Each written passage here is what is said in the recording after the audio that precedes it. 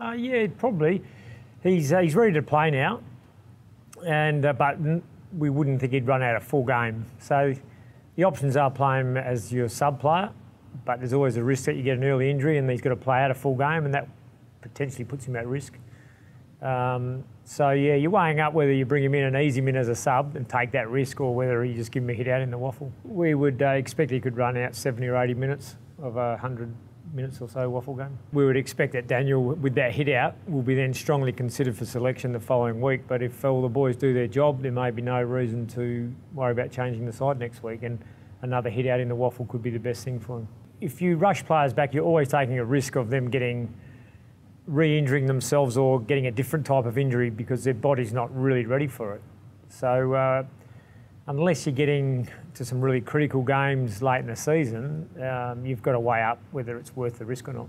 The options are to bring Brown in as a straight replacement, which is likely. How have you assessed his form, John? Mitch Brown? Yeah. He's in outstanding form, yeah. Yeah, he deserves the opportunity and he's in good form. It's the best scenario for us. Nothing's automatic, but Brownie has played on him in the past. But, you know, we've got Will and Glassy, who can play him depending on what Franklin's doing and use him in different roles. Yeah, I'm very clear on the backup ruck position, yeah. Really pleased with both how Lysett and Sinclair went on the weekend, and as well as McGovern as well. So there's three players there that we know can play that role. Two are untried rookies, but they're in good form, really good form. And Scotty, you know, was a bit shell-shocked in round one. Really didn't play anywhere near to the capability that we know he's got. So we could easily stick with him and would expect a lot better performance from him. Well, yeah, it's hard to say. Sinclair's been a pretty good forward as well. He's played a lot as a forward. And he's kicked goals in every game so far this year, going forward as a ruckman as well. He moves really well. So, you know, all three guys can impact up forward and ruck.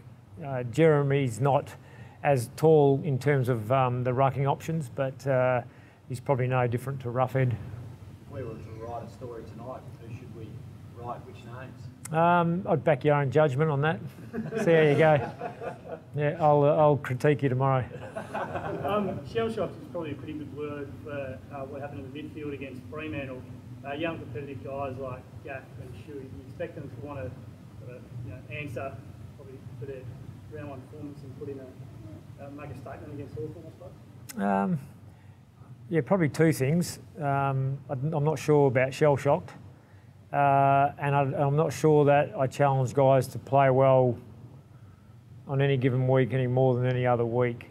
So every week there's challenges in AFL footy, whether you're getting like a really tight tag, you know, if Shuey doesn't get tagged this week and gets 30 possessions, but his man gets 30 and hurts us, everyone will say, well, Shuey, that was a good performance. And we may not think that. So there's always challenges there. So that they know what their roles will be this week, and we expect intensity of effort, and we'll assess them from there. We've worked on a lot of things. Probably some of the key areas have been talking about different options around centre bounces. So we've just had a look at that, but just all aspects of our game as well. Well, they probably similar to us. Our third quarter against Freo was pretty average, and they had a poor third quarter against the Cats. Yeah, I'm not reading too much into it in the course of what we expect this week.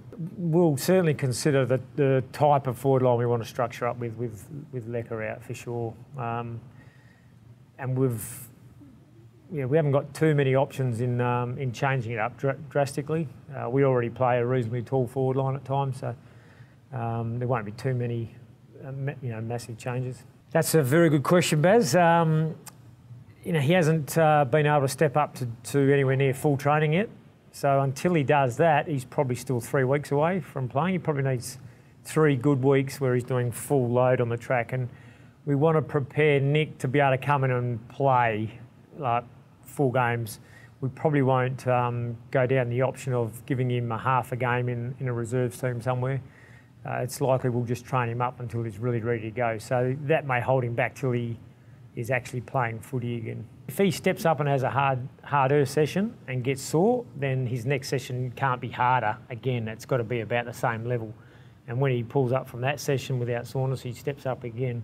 So you don't know. I mean, he could just progress through every session and be up and going in a few weeks. Or if he keeps getting some soreness as he progresses up, we just start that level for a little bit longer. But, you know, these injuries can linger over the course of full seasons and multiple seasons. We don't want that to happen. So